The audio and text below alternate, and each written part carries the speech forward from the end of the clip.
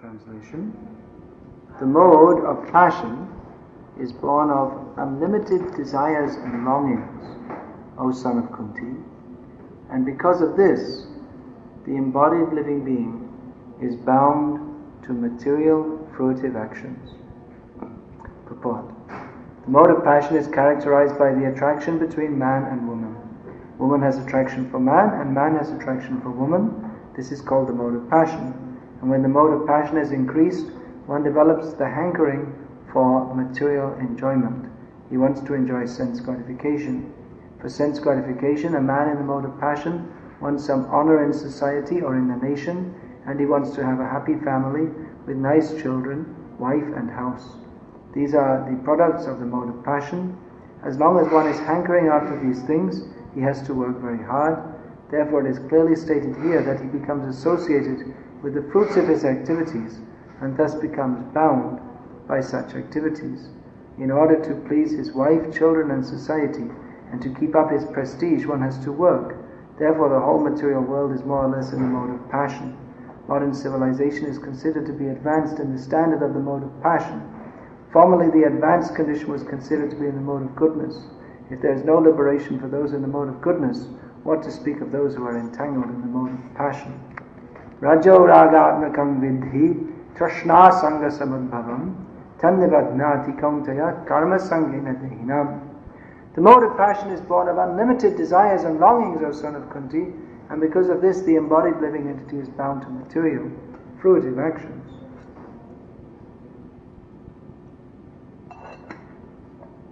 Om Jnanati Mirandhasya Jnananjana Shalakaya Chakshurim Militam Yena Tasmai Shri Gurave Namaha Vandeham Shri Guroshi Atapadakamalam Shri Guruna Vaishnavangscha Shri Rupam Sagrajatam Sahagana Raghunatan Vitam Tam Sajivam Sadvaitam Savadhutam Purijana Sahitam Krishna Chaitanya Devam Shri Radha Krishna Padam Sahagana Lalita Shri Vishakhan Vitangscha Shri Krishna Chaitanya Prabhu Nityananda Shri Radha Sivasadi Gaur Bhakta Vrinda Hare Krishna, Krishna Krishna, Hare Hare, Hare Rama, Rama Rama, Hare Hare.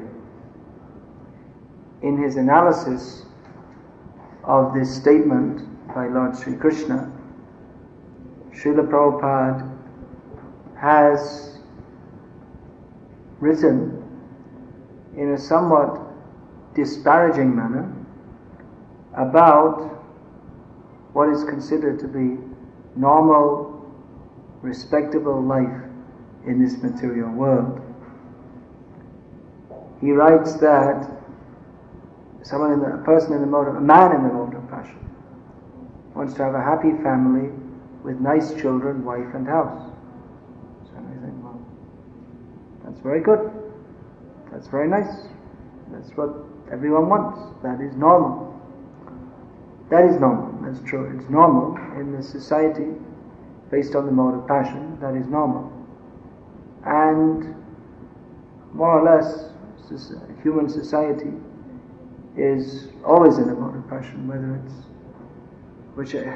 whichever age of the world we may be in. Of course, in Satya Yoga, the mode of goodness is very prominent, and even though people lived in family life, the rishis, everyone was like a rishi, and they lived there with their wives, but mostly not for the sake of sense gratification, for the sake of purification. Just like that t-shirt is quite popular, self-realization, not sense gratification. So they were living like that. Then Treta Yoga, Dwapara Yoga, and the mode of passion increased more and more, and the standard family became based on sense gratification, and that has increased more and more in the age of Kali, in which at the present time, as Prabhupada writes in a purport in the 16th chapter, that in the modern age, family life is just like a dream, it doesn't exist, practically. That last year, Bhakti Tirtha Maharaj, he was telling me something about the condition of life in America. He said if we speak to people about family life, they just look at us with a blank face because most of the people growing up today, who have grown up in the last generation, they never had a family life. They know what a family is. They lived with their mother and maybe brothers and sisters, fathered by different men, like this. So this, but still, even so, that's presented as the general model. Family life, one should have a nice home and a wife and children and a respectable job.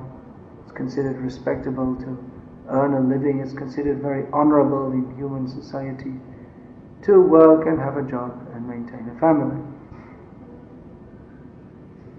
However, this is stated to be in the mode of passion. It's not conducive to self-realization. It's conducive to material advancement or material existence, but then, as is being described here in Bhagavad Gita, that material existence is just a complete waste of time anyway, and we're supposed to get out of material existence.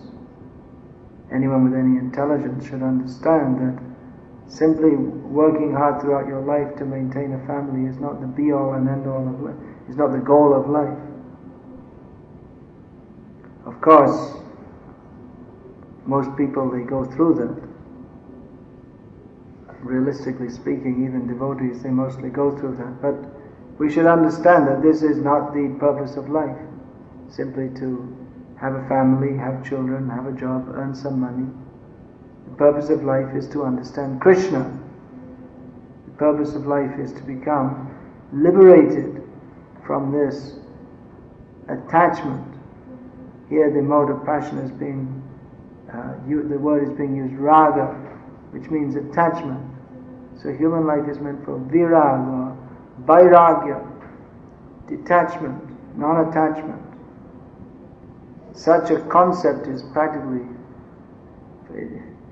in the modern society, because it's so much based on the mode of passion, there's practically no such idea. Even here in the Western countries, in the Catholic Church, at least in the Catholic Church, they used to observe practices. Previously, they used to observe practices like fasting.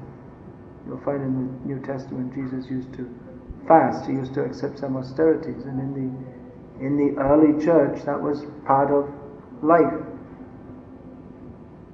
Fasting, people would undertake that as a kind of austerity to help with self-control and purification. But there's no such thing nowadays. Even they used to have no meat on Fridays, so they'd eat fish, which isn't much better. But at least Prabhupada pointed, when Prabhupada heard about that, he pointed out, you see, there's some idea that eating meat is something to be abstained from. They used to have that here in Slovenia also. Still they do? They still do that. Friday's fish day. Good Christians. They eat fish on Fridays.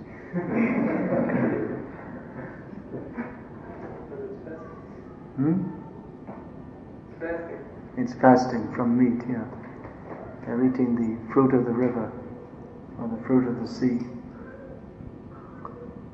So even previously in the Western countries there was some idea that one has to accept some austerities for the sake of religious upliftment.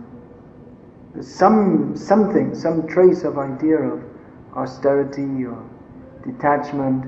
Even at least the monks and the nuns, they're supposed to live, they accept a vow of poverty, live a very detached life, not have any possessions.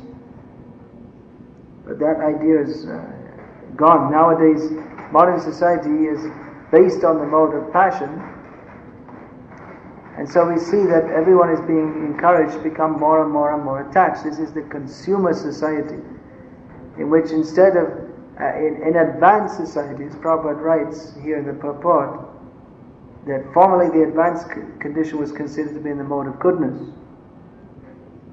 Formerly, it was considered advanced.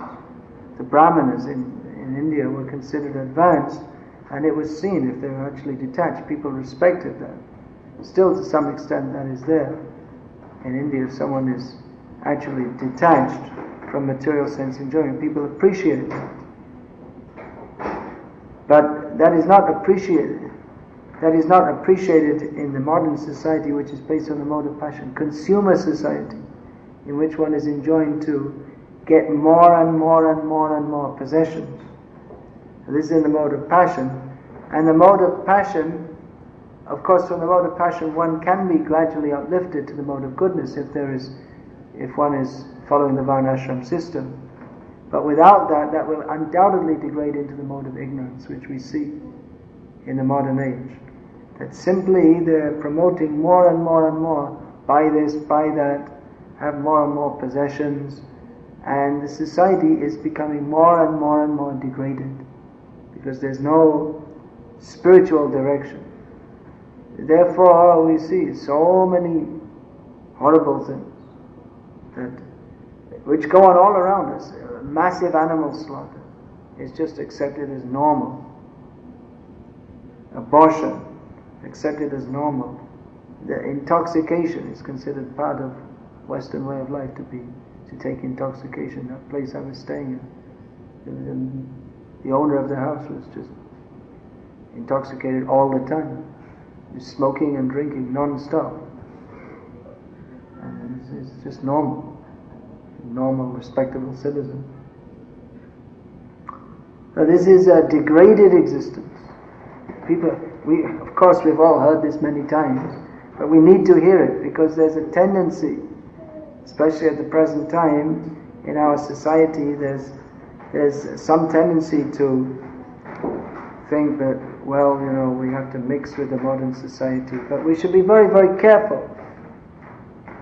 To some extent we may, by social necessity, we may have to mix with modern society. That means that we may have dealings with them on a social level or at work or such a thing, but we have to be very, very careful not to accept the standards of the materialistic society. That if we're working, we may go to work, if we're working in some karmi job or whatever, and we may have acquaintances and say hello to them, how are you, and this kind of thing, but not to accept their way of life.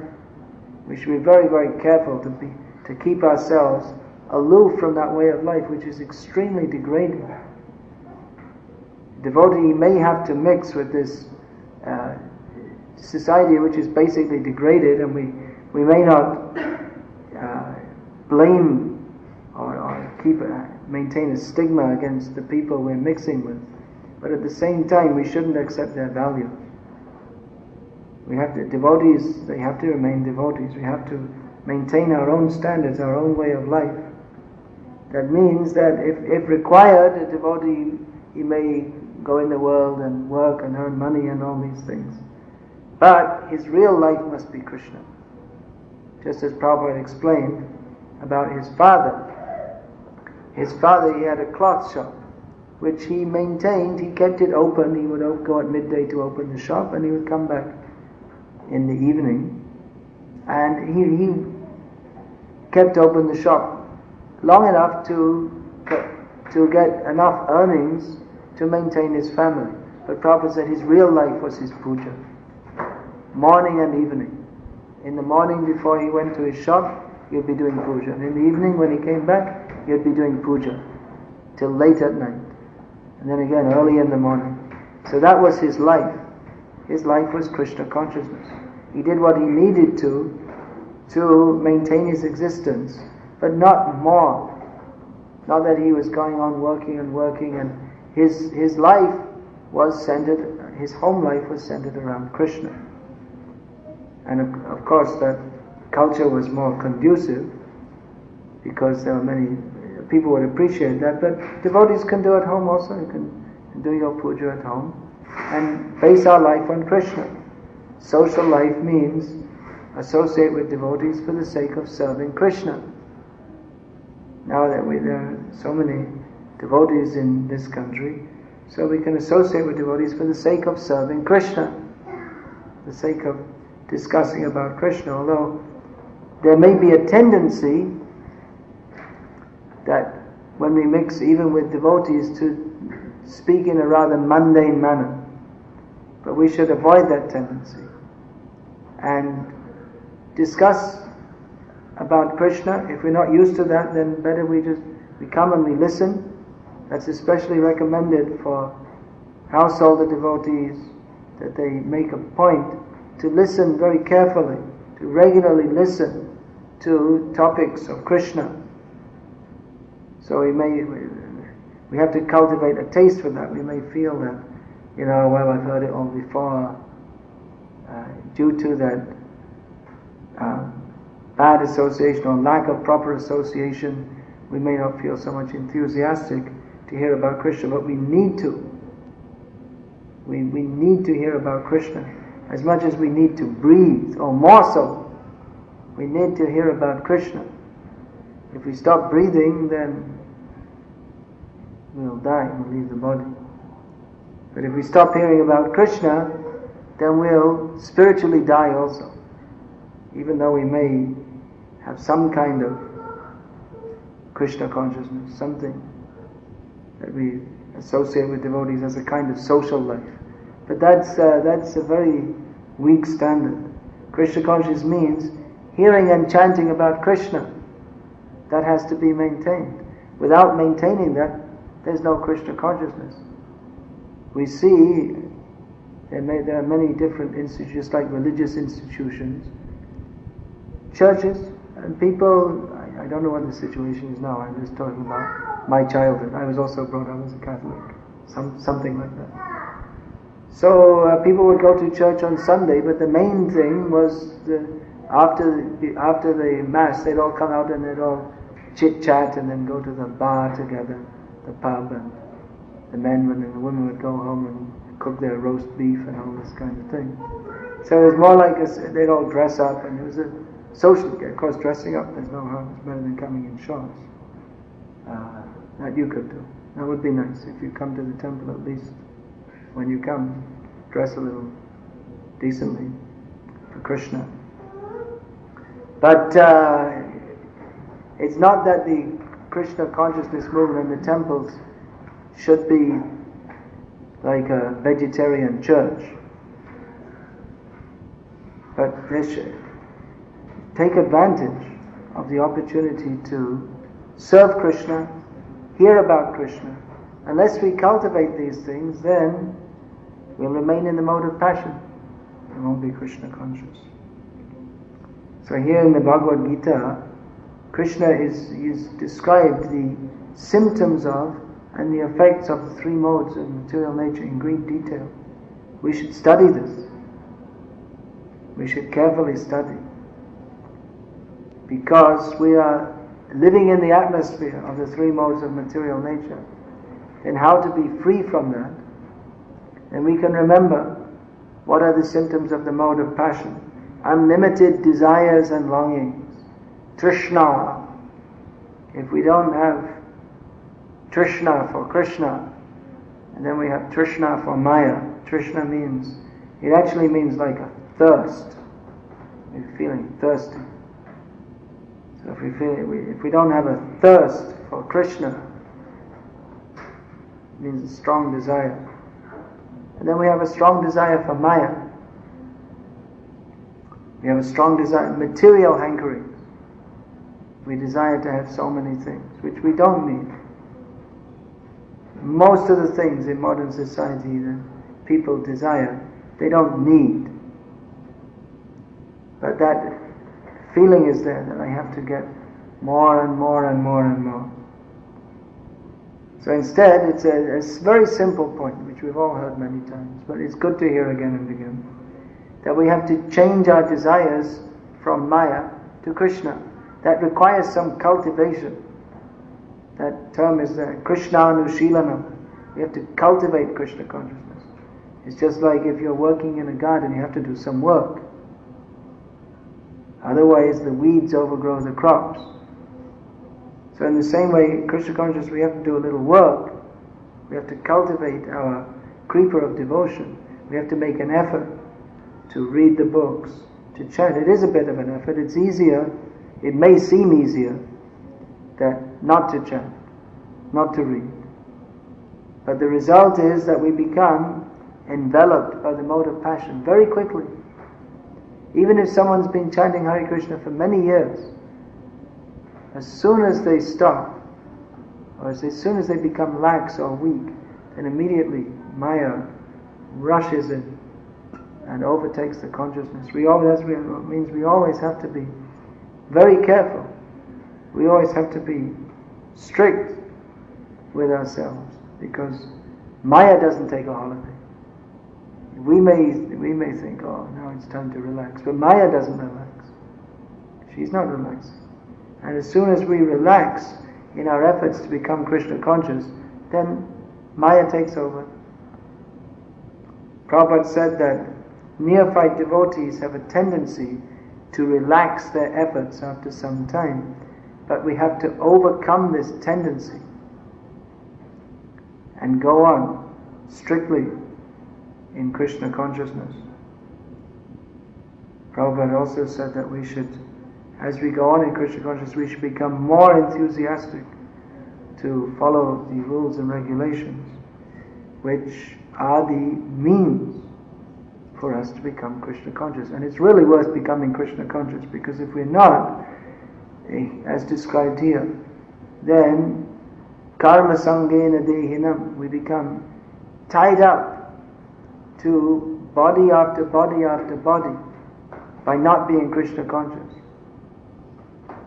And if we become Krishna conscious, then we become tied up to Krishna. Pranaya rasanaya, as mentioned in Bhagavatam, that Krishna is tied by ropes of love. So either way, the soul is always, actually this Madhvacharya has analyzed, that there's only one Nitya Mukta in existence, and that's Krishna. And everyone else is Nitya Baddha. That means even those in the spiritual world, they're also tied up. They're tied to Krishna. They're tied by affection to Krishna. Especially Madhvacharya has given the analysis that the soul is always dependent upon Krishna. It means, of course, in our Gauriya Vaishnava philosophy, we say Nitya Mukta. Mukti being defined as Mukti Hidvanyata Rupam Swarupena Vyavastitihi. Mukti means to be situated in one's constitutional position, to give up. Mukti means to be free from this tied up position in this material existence, and to be situated in one's constitutional position. But then again, one's constitutional position is Jiva Surupoi Krishna Nityadas. One's constitutional position is to be a servant. So a servant, Madhvacharya points out, is always dependent on the master. So Krishna ultimately is the only independent person, because everyone else is dependent upon him. Although, of course, Krishna himself, he also becomes dependent upon his devotees. Aham bhaktas paradhino nahi asratantra ivadvija. He tells, Krishna tells this Durvasa Muni, that I am not independent. I am dependent upon my devotees. So even Krishna, he's not independent, which proves that even stronger than Krishna, even a higher principle than Krishna, is bhakti, love of Krishna. So this is worth trying for. Here it's described that a person in the mode of passion, he works very hard to please his wife, children and society, and to keep up his prestige. But it's worth working hard to please Krishna. Everyone's working hard. Of course, in the next verse we'll describe persons in the mode of ignorance who are not working hard. They're simply lazy. So persons in the mode of ignorance, they're lazy. Persons in the mode of passion, they are active, busy, ambitious, working hard to fulfill their sensual desires and to please their family, society, and to maintain their prestige. So, devotee also works hard to please Krishna. He takes the effort to please Krishna.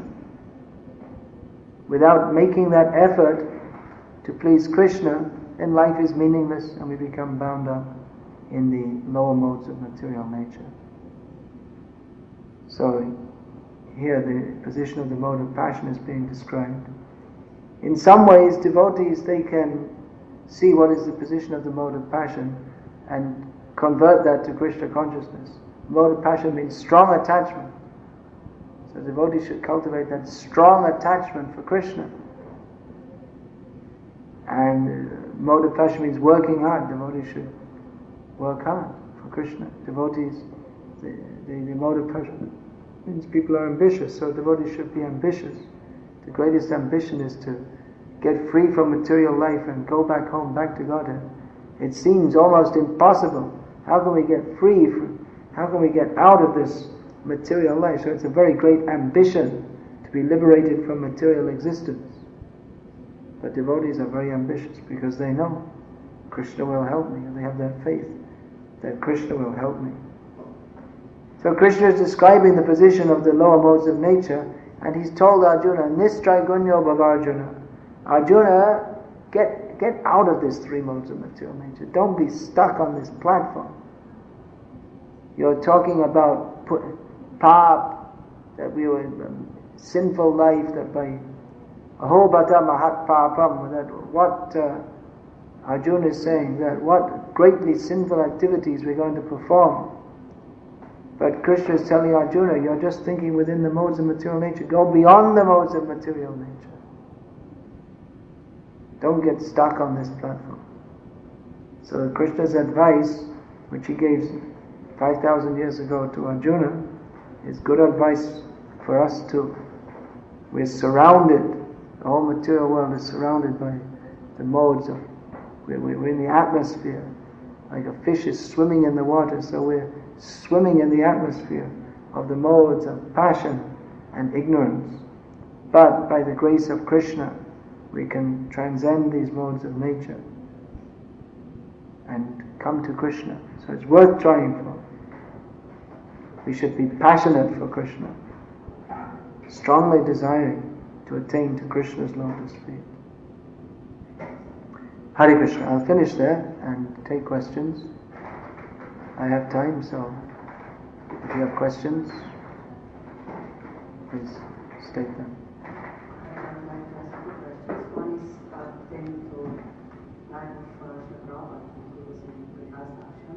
I would like to ask whether, if you know what kind of, how to say, you described the daily routine of his father. What was the daily routine of Srila Prabhupada? What was the daily routine of Srila Prabhupada? Prabhupada was a businessman and he went through different phases. For quite some time he was living at Allahabad. And for some time he was living in Calcutta, and then sometimes he was traveling. We don't have exact information of that. We know that Prabhupada worshipped his deities throughout his life. And he studied also. He studied a lot. I mean, he didn't come out and preach all over the world without knowing anything. He studied Bhagavatam. Very obviously he studied Bhagavatam and Bhagavad Gita very deeply. So we don't have, like I said, we don't have exact information about his schedule. Apparently he was also chanting 64 rounds daily also at that time. Although later when he was preaching all over the world, then he would chant at least 16 rounds. So puja means that's done in the morning. That's also described that Prabhupada told once when he was in Saharanapur, which is in North India, which is very cold in the winter. Prabhupada was daily rising early and taking a cold bath. And he described when he was in Saharanapur, it means he must have been traveling there for preaching, that the hotel owner was amazed that he was getting up early in the morning and taking a cold bath, because it's very cold. Traveling business people at least don't do that. A few sadhus in the town might have been doing it, but he was surprised that a traveling businessman was doing that.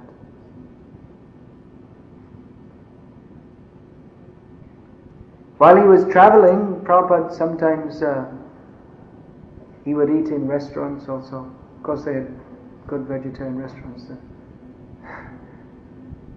That is indicated by the fact he told Jashamati Nandan Prabhu, who was.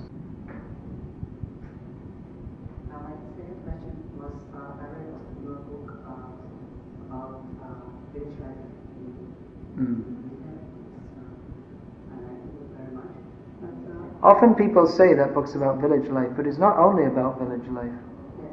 That Rasaraj describes being brought up in Madras, which is a big city.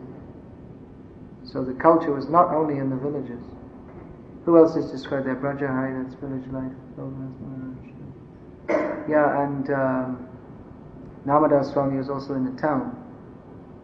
But it was a market town.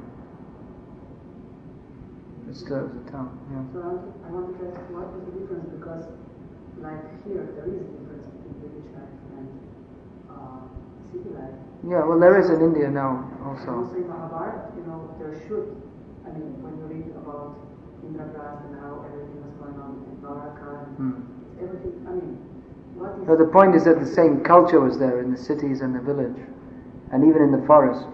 Once Prabhupada was asked about, you said, well, the Vedic culture was going on in the villages, and Prabhupada said, no, it was in the forest. The highest culture was in the forest, where the rishis were living.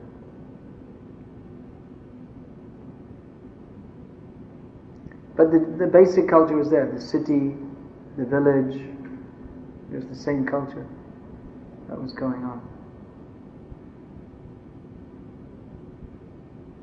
What was exactly your question? Yes, what was the difference between the village life and... The culture would be the same. Although in the city no, even in the country there would be kings and rich people. It wasn't that, like nowadays in India, we mostly find poorer people in the villages.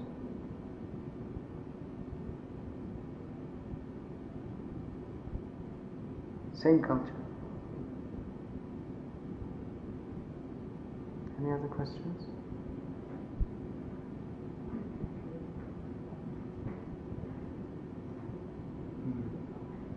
Thank you for coming, everybody. Most of you are working, is it?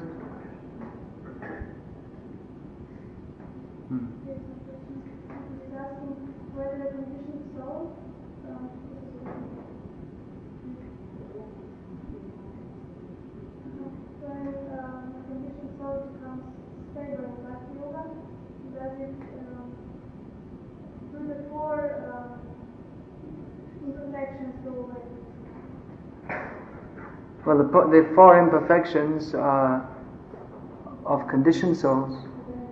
So as much as we are advancing, that much the imperfections decrease.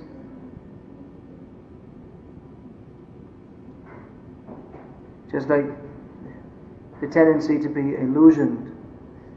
Illusion means to identify with the body. So as we're advancing in Krishna consciousness, then we identify less. Tendency to make mistakes, that is there. Just like, for instance, that's part of life in the material world. Just like, for instance, Prabhupada would sometimes see a devotee and mistake him for someone else. He looked similar to someone else, so he could say it's a mistake. So even one may be a pure devotee, it doesn't mean he's as omniscient as the Supreme Personality of Godhead. When he says he doesn't make mistakes, that means he doesn't make, particularly in Siddhanta he doesn't make mistake. But also, just like Prabhupada gave as an example of someone who made mistakes, he said Mahatma Gandhi was such a great person, but he still made the mistake. He was advised not to go to the meeting. There would be some danger there, but still he went and he was shot dead. So he made the mistake of not taking good advice. So also one's prescience. Do you have that word in your language? It means ability. It means like ability to see the future. Not exactly as a mystical method, but just like by good judgment. So that will, one's power of judgment, because one's intelligence increases by becoming Krishna conscious.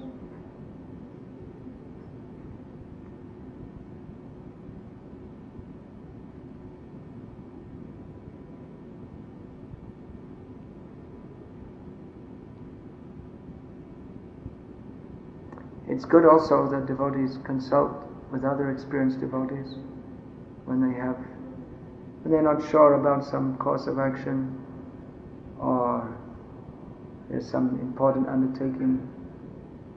It's good to consult, because we have the tendency to make mistakes, be illusioned, have the cheating propensity. We also have imperfect senses, so it's good to consult others about various matters.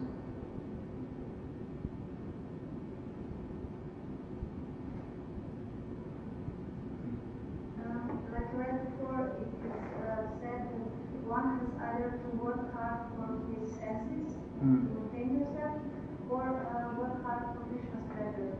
But as a householder, I can see that it is not always like excluded, because in this civilization one has to work quite a big part of the Yes. to maintain yourself. Yes. As Prabhupada said, modern leaders will force you to work like dogs and hogs and asses. They say our society is more advanced, but just to get the basic necessities of life, you have to work so hard. So yes, one is obliged to if one is in this modern life. But the point is there that one should not be ambitious to become a great business magnate, but one should, if one is working hard for his, just maintaining the body and the family, but we should also work hard to be Krishna conscious. It's understood and accepted and regretted that hard work is required, may be required. For some people, some householders, they've made some kind of solution. Not many, most I just have to go through the hard grind of modern life. But the point is, we should maintain our Krishna consciousness also. It's just like materialistic people, even though they're working hard, they have time for watching TV, going to parties and all this kind of thing. So we should also, somehow they get some energy for that. They're enthusiastic for that. So we should also keep our enthusiasm for, just like the average karmi in America watches TV for 6 hours a day. So I don't know where they get the time. We've heard such figures. I guess that means that they have it on while they're making their breakfast and like that. So anyway, they make time, and so we should also make time for chanting Hare Krishna, reading Prabhupada's books, and just like they go to parties, we should come to the temple, participate in the activities, like that. And just like in the party, someone has to do some work also to organize it, so we should also offer some service in the temple, not just come, but also do some service. Or if we're really tight for actually, it's a duty of all householders to donate also to the temple.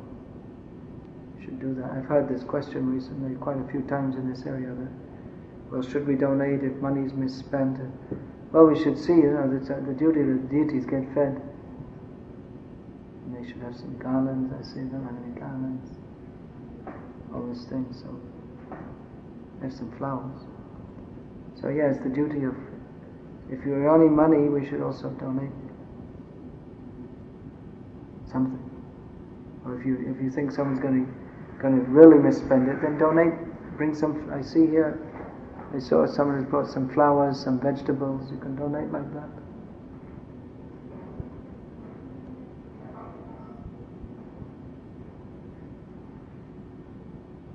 Then, anything else?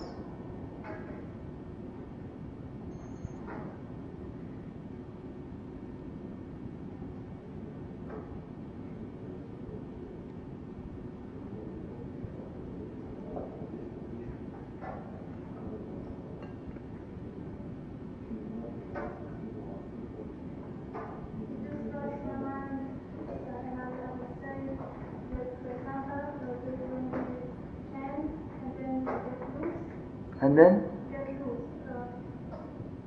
Slave.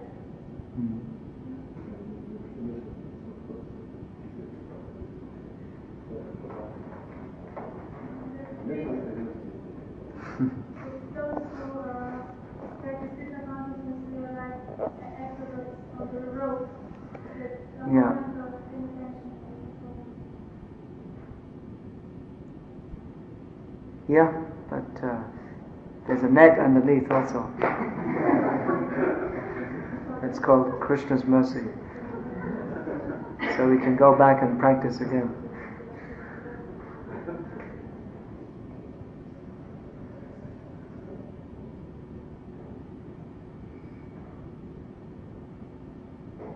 Anything else? Is it possible to get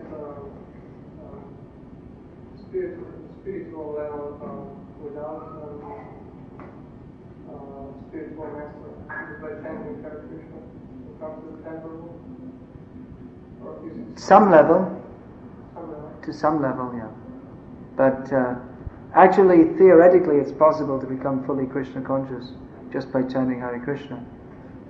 However, in practically all cases, it's required. Krishna himself says that in Gita, in Bhagavatam, Krishna says that one has to accept a spiritual master, and he himself did, to show he's the spiritual master of all the universes, but he himself accepted a spiritual master to show the necessity of that. So there's a process of gradual advancement in sadhana bhakti, of which the first is to take shelter of a spiritual master, the second is to take initiation, the third is to take instruction. In the 64 processes of bhakti, the first is to take shelter of a spiritual master, second to take initiation from him, third to take instruction, and fourth to serve him with great vishrambha, which means with reverence and affection mixed. So yes, it is possible, which brings up many other questions in the present atmosphere. At the camp in Croatia this morning, Purnachandra Prabhu made a very good point. Actually made many wonderful points in the last 2 days. That previously in our movement there was a lot of following with blind faith. But he said that nowadays there's a lot of blind rejection. That means both means without considering very deeply. So neither are conducive for spiritual advancement. We are supposed to use our intelligence. So to blindly reject is also not good, because faith and acceptance of authority is a basic principle of advancement in Krishna consciousness, that it has been misused, and that a tendency is there for it to be misused, doesn't mean that we shouldn't submit to an authority, because that is required for our advancement. However, we should do so with intelligence, just like, again, Purnachandra Prabhu gave the example that it's said that one should accept a guru, but one should see his character and hear and judge him for at least 1 year before accepting. One shouldn't rush in blindly, but one is enjoined that one should accept a spiritual master, but not blindly.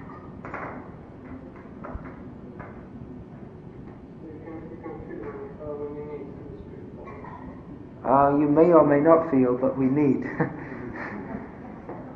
That we understand from Shastra. You may say, why not go straight to Krishna?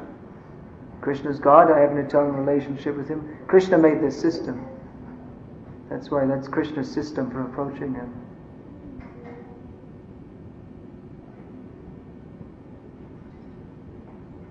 So, actually when we feel the need, yes, that's also there. Not everyone is feeling the need. When we feel that now I have to get out of this miserable material existence, when someone has that feeling, then he should approach a spiritual master. He shouldn't approach a spiritual master as a fashion. That I'll have a guru. Sounds like fun. But at a party you can say, "Oh yes, and my guru." Oh, it's a guru. Kind of avant-garde or something. But when to approach a guru, that's stated by Krishna in Bhagavatam. No, not by Krishna. That's by who is that? One of the Navi-Yogendras. That he describes that life in this material world is miserable, and even in the heavenly planets is miserable and temporary. Tasmat gurum prapadyeta. Therefore, one should surrender to a guru. So therefore, when one has the understanding that material life is useless and temporary, at that point, you should prapadyeta, should surrender to a guru, and jignasu shreya uttamam. You should inquire about the ultimate benefit of life, which is beyond even elevation to the heavenly planets.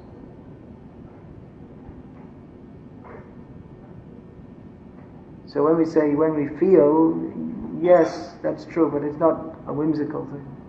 That's also based on knowledge. The preliminary knowledge that life in this material world is useless.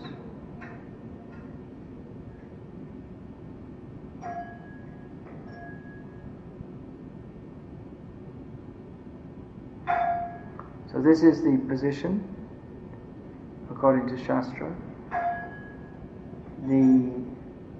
There have been many disturbances and difficulties in the practical application of that in our movement since Prabhupada left. Nevertheless, the principle remains unchanged eternally. Nowadays we shall have to be more cautious in how we apply that or how we accept that principle in our lives. However, we can't avoid the principle, and we shouldn't blindly reject authority, but we should see according to the standards given in Shastra.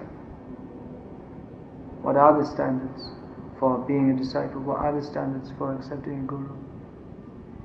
What are the standards for that a guru should be? Previously, in our movement, in many cases it was almost like the mode of passion, the whole thing about the whole idea of a guru is that who's got the biggest projects and the most disciples and the most money and all this kind of thing, which can be symptoms of a dynamic guru.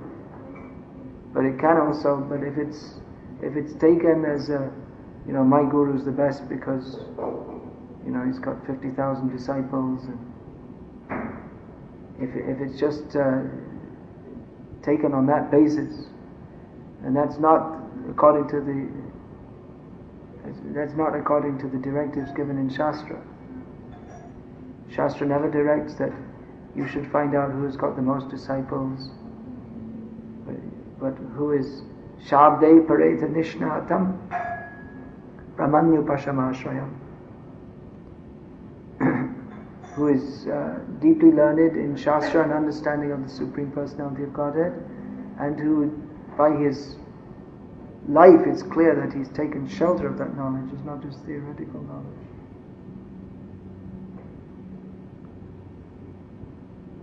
So Shastra is the center. Guru means who follows Shastra. Achinoti yashastratam achare stapyatyapi swayam acharate yasmad acharyaste nikirtita. Now I remember the verse. I forgot it this morning. That one who acts according to the principles of Scripture, who establishes the principles of Scripture, teaches that way, and who teaches by acting according to the principles of Scripture is called Acharya. So the Shastra is the center. Who follows Shastra is Guru. Where is this verse coming from? I'm not sure, maybe Vayu Purana.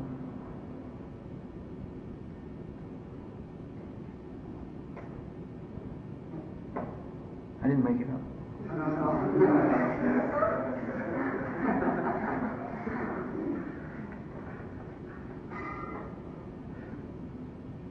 Prabhupada used to quote it, or parts of it.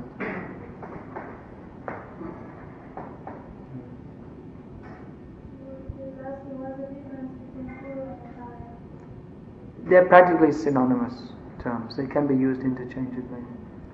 Although sometimes the word acharya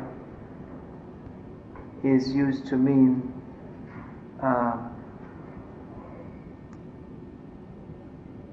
a very great guru. It means a very powerful one who establishes standards for other gurus, for generations of disciples who become gurus.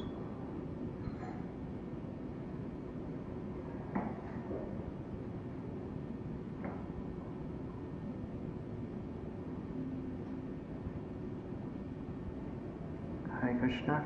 So, any other questions? No. Alright, so we'll finish there. I think most of you have seen me here before, and as usual, you probably know that after my classes I make a little reclama, reclaim some of the money in your pockets. That's reclama. Anyway, I'm not so much interested in that as distributing some of my books, which is my main service to Prabhupada. So probably you have some of my books, all of you. I don't know.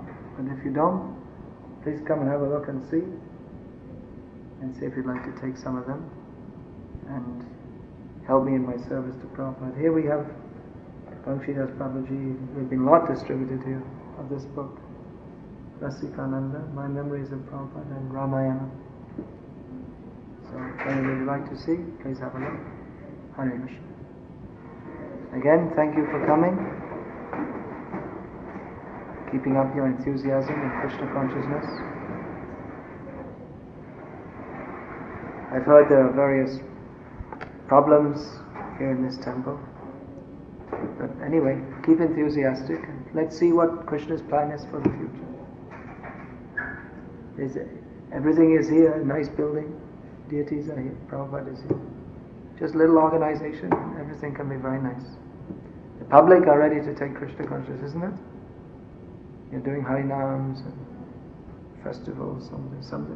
Still, the public are open to it, so it can be very nice. Don't lose faith. Hare Krishna.